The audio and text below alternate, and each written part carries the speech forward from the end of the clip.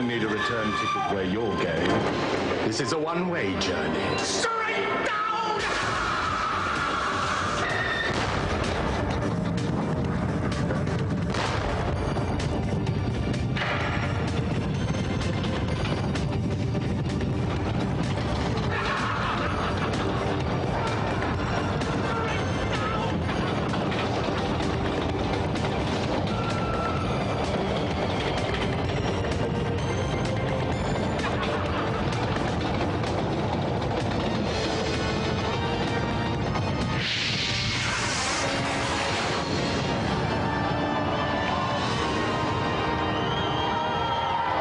The good ship Gamesmaster. We're hoisting the fun flag over the crow's nest and setting sail for jolly, jolly land. Casting our nets into the waters today, we have dredged up challenge number 1. So it's over to Gamesmaster. My first challenge of the day is on Return of the Jedi on the Super Nintendo. Contestants have 45 seconds each to collect as many points as they can, using their lightsabers to discipline any unruly creatures along the way. May the Force be with you. So, may the Force be with Goldie Nagpal and Richard Denton.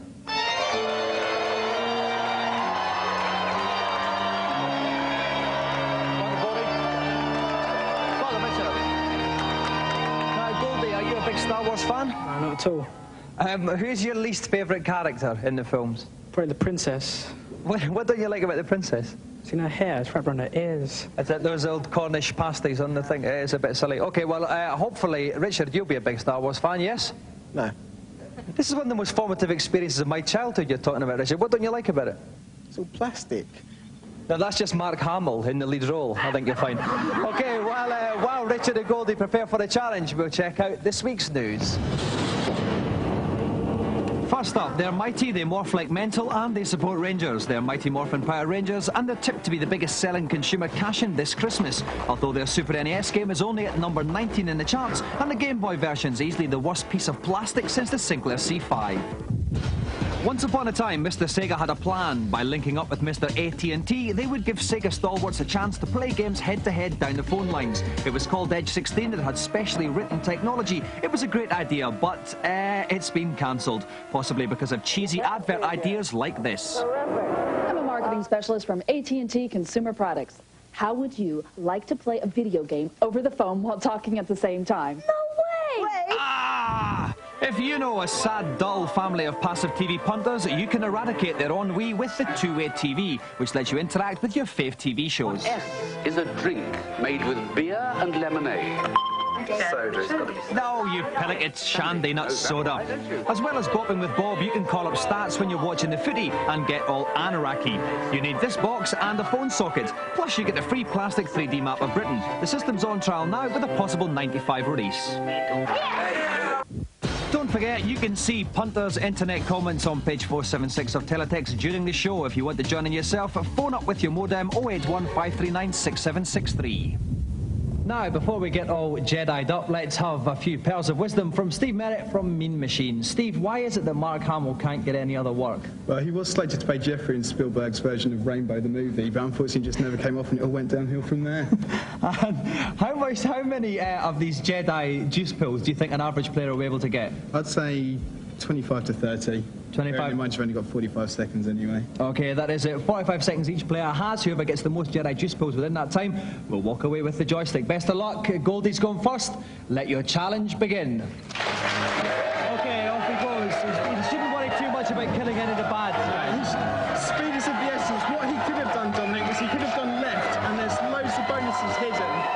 As it is, he's taken a really difficult route where there's loads of monsters and nothing to collect. He's chosen not to go that. He's only collected 6 Jedi juice pills. Yeah. Well, it's got up to 9 now. 23 seconds, halfway through the time now. Not a chance. I think that's his luck. He's probably going to be lucky if he gets about 15 here, I think. Yeah. 15 seconds left here. Oh, no. Oh, he's lost it. Has it come on? There's up to. That's the restart point. Okay, oh, he's been hit by a big log coming out of the ground. And 5 seconds left. He's got 13, 3, 2, it's 1. hopeless. Out of time! So Goldie finishes with 13, and now he has to make way for Richard. Now, Steve, 13, is that going to be difficult for Richard to beat? Or? No. I should imagine. Okay.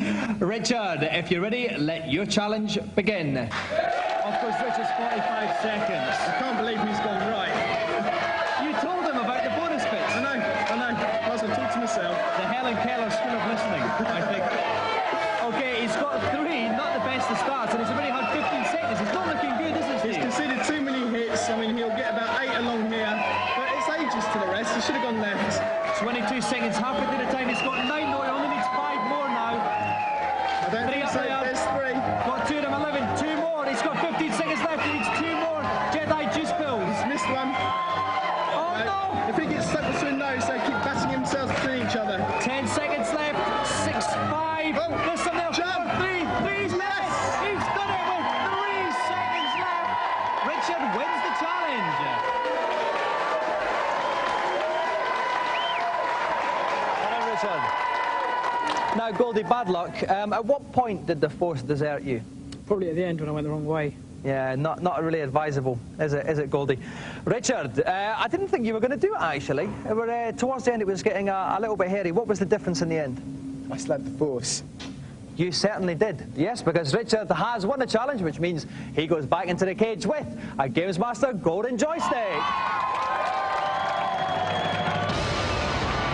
Another round of applause, Richard and Goldie.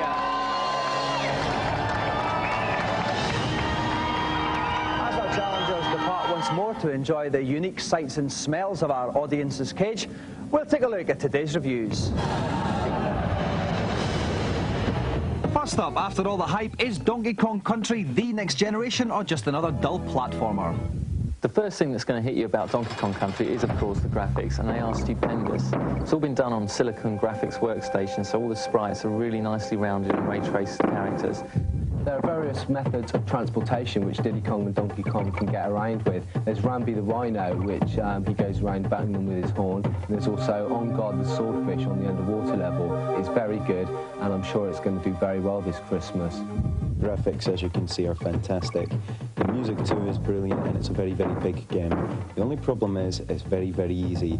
You will finish it on day 1 or day 2.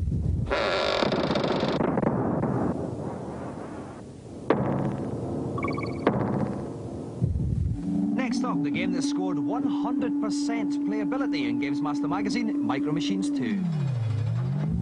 Gentlemen, start your engines. Micro Machines 2 is here, and there's more miniature madness as you race around tiny surfaces with your tiny cars. Micro Machines 2 from Codemasters is not only a fantastic 4-player racing game, you won't even have to buy a multi-tap to play it. It has 2 extra joypad ports built into the cartridge.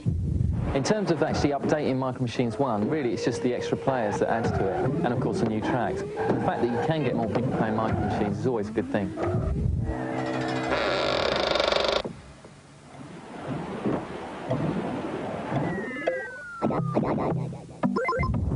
Finally, in my opinion, FIFA 3DO is the most exciting football game ever, but are our reviewers playing on my team? It has multiple camera angles. It actually looks like you're watching a real game of football at some moments. However, the game itself isn't as fluid and slick as the original FIFA on Mega Drive.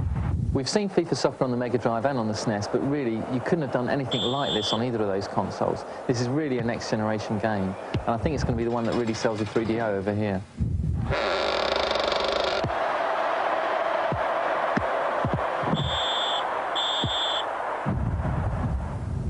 Tonight's celebrity guests are busy sharpening up their studs. While they do that, let's go over to Gamesmaster to find out what they'll be playing.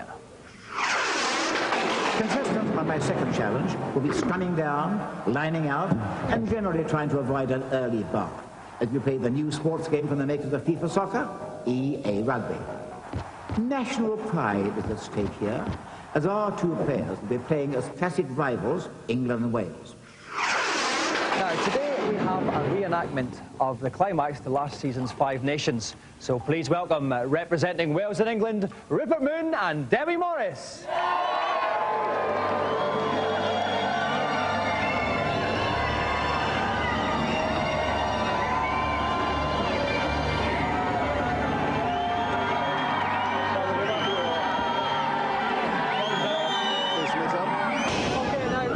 we'll start with you, Rupert. Let me take you back then to the beginning of the year, to that fateful day in Twickenham, if I can pronounce it correctly. Are we going to see some revenge from you today? Yeah, it's going to be sweet. I'm going to get my own back. It was a painful experience in Twickenham, and I'm determined to put it all right now. Are we going to see a typical Welsh game from you? Yeah, we're going to be throwing it around and no kicking, of course.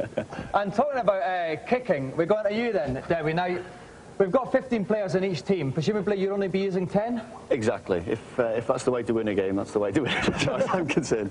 But no, a lot was talked about. Obviously, England can't score tries. I think we showed a little bit with the Welsh game with Rory getting a try. Yeah, yeah. And the thing is, England can't score tries. The problem is Scotland can't score penalties either. While we discuss the rather poor state of Scottish rugby, we'll take a short commercial break.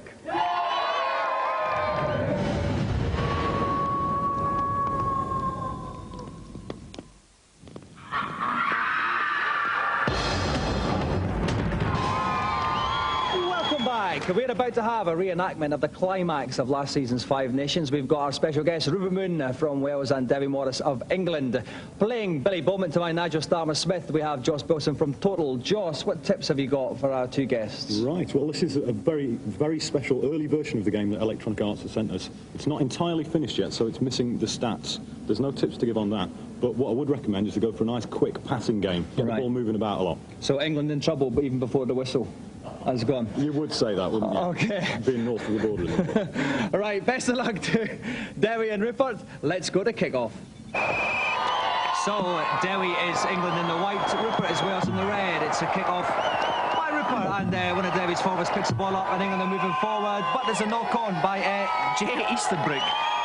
Funnily named person. Okay, so now we've got a scrum. Joss, a fairly even start. Yeah, it's quite even, Dominic. Okay, and Wales have got it. It's a lovely ball out to the wing. It's kicked off. I think that's going to go straight out. Yes, so it's a line out to England. Back where the kick happened. Wales gets the ball from the line out. They've gone up the blind side, but now they're starting to put out open. This is a bit better. It's out to the centres. They want to get this ball out to the wing, Joss, yeah? Yeah, they're going to get a run through here, Dominic. Okay, this is lovely. The winger's got it. He's tearing through. The England defence is nowhere. One final man coming up. That's a great tackle just before the line. Nowhere to go for England forwards, and he's touched it back, which means we've got a 5-metre scrum to Wales. Are we going to see a try here, Joss? I think it could be a good chance. Okay, Wales have got it, and they're putting it out to the centre, inside centre, outside to the outside centre, and he's coming in. He's past the breaks, the tackle through, it's a touchdown. Lovely try. 5 points to the old Wales with the conversion attempt. There comes the conversion attempt. Neil Jenkins takes it, his funny little shimmy does, and it's over there. Wales 7, England 0. That's some lovely little animations there as well, Joss. Oh, particular fond of that one. And that's the half-time whistle goal, which means 7-0 to Wales. We kick off for the second half. Wales get the ball. One of the forwards coming up there. Oh, lovely. They're going to they're going to do it a bit open. This is what we like to see, Joss. Some nice open play. We need a bit of passing out wide here, Dom. We certainly will. Wales are giving away, and now it's England's turn to run with the ball. It's out to the wing. It's either Tony or Rory under it. I'm not really sure which from this angle. Ball is a crunching tackle there. Wales covering well. Line out to England. And Wales have stolen it. Very difficult to do against English line, I hope to say. And Wales have got it. The ball's out. Oh, he'd run himself. He probably should have passed it out a bit there, Joss. I think that's what's necessary. Okay, this is out. It's out with England centre. Oh, this is brilliant. He's gone all the way. This is probably Jeremy Guscott. This is amazing run. This could be it. 2, 3 men to beat. Oh, right to the middle of them. Oh, nobody's dropped it, but someone's picked it up. And it's a try for England. Lovely piece of glass running, probably by Guscott. Will Carling probably backing up. Now here's it's all on this. If this goes over, it's a tie. Oh, it's a pathetic kick there. It's absolutely atrocious, which means the final score. Wales have emerged as winners, 7 points to 5. Congratulations, Rupert. Well done. Bad luck, Dewi. No problem. Now, Rupert, it must feel good you've managed to get revenge. What did you do today that you couldn't do at Twickenham? I think it was they just played badly, that's what it was. Yeah. It was just unlucky. It was a game of 2 hours and they were just unlucky. That's it. Well, you say that they played badly. I noticed, actually, Dewi, I'm pretty sure I counted 3 passes in a row from anything there. Is this a new thing you're trying? That's fine coming from a Scot. No, it'll definitely be our chance now down in Cardiff next year. We'll get revenge. Well, thanks very much for joining us today, guys. Cheers. And you may not have got the Grand Slam, but you do now have, Rupert, the Golden Gamesmaster joystick! Another round of applause for our special guests, Rupert Moon and Debbie Morris!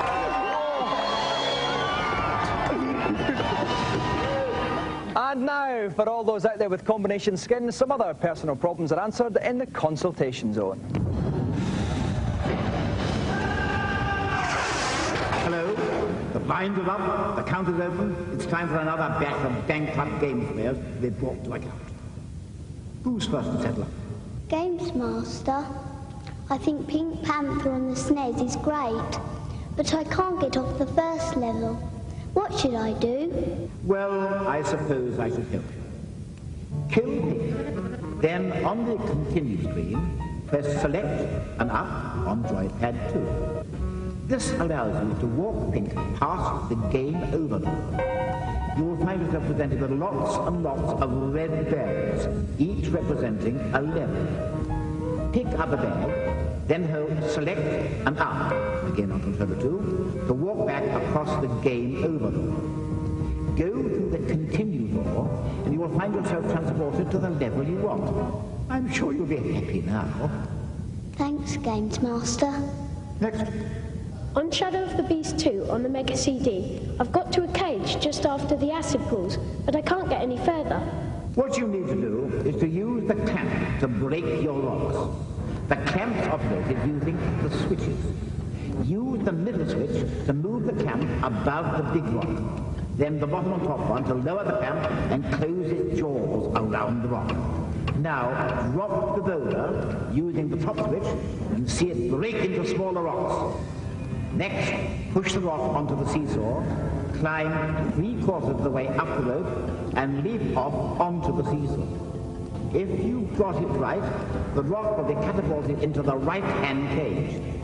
Now run into the left cage, and you will find yourself moving smoothly upwards.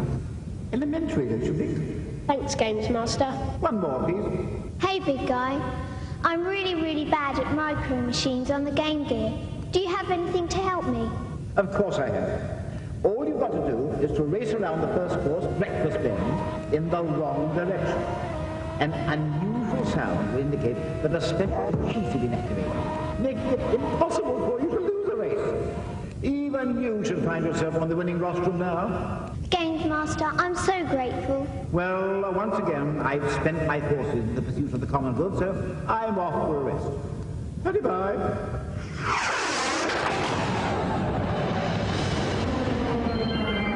Titles like Monkey Island and The Day of the Tentacle in their back catalogue, LucasArts are easily the #1 PC publishers on Earth. I went to their offices in San Francisco to see what they had in store for 1995. Full Throttle is the latest and spankiest of LucasArts animated adventure games. Now that my bike's fixed, I can finally get out of this town. Only problem is, I need some gas. You play Ben, a swarthy-looking hardcore biker type, and your mission is to track down a killer, clear your name of a murder rap, and save a motorcycle manufacturer from going bust, and still get home in time for Grange Hill.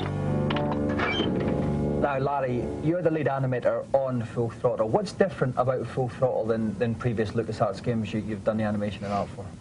Well, compared to something like Day of the Tentacle, we've designed this to be a lot more cinematic from the start. So this time around, I was involved in the planning stages, and we just kind of said, well, we want to get those close-ups that'll make it more exciting, or do something different, show a different camera angle. We animate traditionally. We start off, we get a scan like this. From here, you'll just kind of build the whole thing on the computer. You add the details, the shadows, different stuff like that, and the character. And we get a little shot of him raising the eyebrow and kind of checking out these guys that are looking for him. Full Throttle will be out early next year. Of course, LucasArts have more than a few passing connections to Star Wars, the latest being the eagerly awaited Dark Forces. You play Rebel hardman Kyle Katarn in this first-person Star Wars action adventure with over a dozen multi-level worlds. Your first mission is to infiltrate an Imperial spaceship and steal the plans of that big, round, dangerous golf ball, the Death Star. I got him over here. Tried to avoid saying it, but I have to say the D word now, Doom. What makes this better than Doom?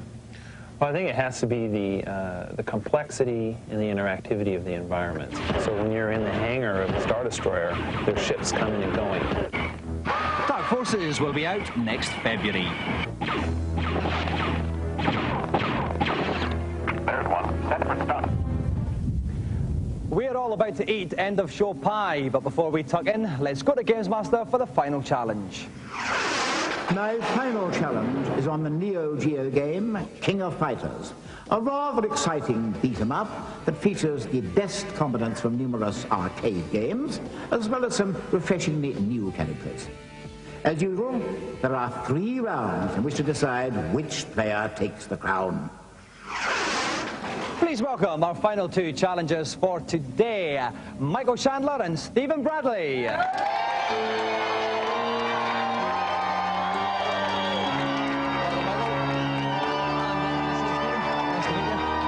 Okay, now, Michael, where about you live? Oh, in Blandford, near Dorset, in Dorset. In Dorset. And what kind of place is that? Boring. Just sit down all day on the church bench, do nothing. Excellent. I must visit. You don't work for the tourist board there, do you? Oh, no. No. All right, Stephen, we were talking beforehand, and you said that your favourite film was actually exactly the same as mine, bizarre enough, St Elmo's Fire. Who's the coolest person in St Elmo's Fire? Judd Nelson, definitely. Oh, yeah, I'm more of a sort of Rob Lowe man. No, I'm not for me. He's a bit of a wussy, you know what I mean? Do you remember the thing all the boys used to do in St Elmo's Fire? What was it? Bigger, bigger, bigger. Oh, yes. Excellent. There's all these millions of people watching. None of them got it, apart from me, you, and my fat mate Dave, actually. If he's watching. Yes, if he is watching. Very, very nice, that one, Stephen. Right, OK, so Stephen and Michael, you want to take your places beside the gaming rock? We'll get ready to start. And ready to start the hearts of the female population fluttering is Dave Perry. Dave, the big question is, what is your hair like underneath the bandana? I don't actually have hair. It's electrodes and things like that going to a microprocessor. But you don't want to know about any of that, really. I don't have hair either, but it's just baldness. Now, this is a tag situation we're in, Dave. Who for you has got the strongest pair? Well, Steve's chosen the USA side, which is full of athletes like Brian Battler, the American football player, and Heavy D, the basketball player. But Michael has South Korea, and they have the formidable Chang Ko-hun with his chain with a big ball on the end, which he wields about his head. And he's a rather portly chap, a little like your fat mate Dave. Yes, I'm thinking about that ball going in the head, Dave. It sounds quite fearsome. OK, best of luck to Stephen and Michael, then. Let the fighting begin. OK, now we've got the first 2 players up. We've got Chang Ko-hun on the right. That's controlled by Michael. And Brian Battler on the left. That's controlled by Stephen. As usual, the energy bars are at the top of the screen. And Chang Brian's nearly out of it already on the left. Brian is going to find it very tough. It's gone already. Oh, that's a terrible start by Stephen. 1-0 to Michael. OK, now we want to the second. Now, each team's got 3 in comes competitors, but it's the first person to lose 2. So that's basically, Stephen's got to win this with Heavy D. But Chang Ko-hun, the portly figure of Chang Ko-hun, he is extremely formidable. He has that chain to wield about, and he has some real Stephen's power. going to get a bit better, Dave, because I'm a bit disappointed, to be frank. Well, to be honest, he's not really getting into it, is he? His energy's got it. He's going to lose this already. He really is a definite contender for the gaming hall of shame, and already he's over on his back. And Chang Ko-hun is saying, bring him on. Michael is the winner. Well done, Michael. Well done, Stephen. Michael, congratulations. That was one of the dullest, most one-sided challenges we've ever had on the show. I don't even know whether we should give you the joystick, because it was really easy, wasn't it? Oh, yeah, but it's just all the special moves that I use, really. You think you should still get overcome them? Yeah. Okay. Well, I'll think about that while I talk to Stephen. Stephen, we were getting along really well. Yeah. Talking about the films we like. Now, unfortunately, after that, I'm going to have to mention your hair. You are, and I'm going to have to mention your neo-Nazi cut as well. You are. Oh, I'm going to be stabbed by your rapier wit there, Stephen. But you are the long-lost son of Francis Rossi from Status Quo, aren't you? I think so, yeah. I think so. You are. Well, you could take that thought back home to Blandford. Yeah. Because that's all you'll be taking, because grudgingly, and I mean grudgingly in the don't clap very loudly sense of the word, we have to give you the Gamesmaster's golden joystick to Michael.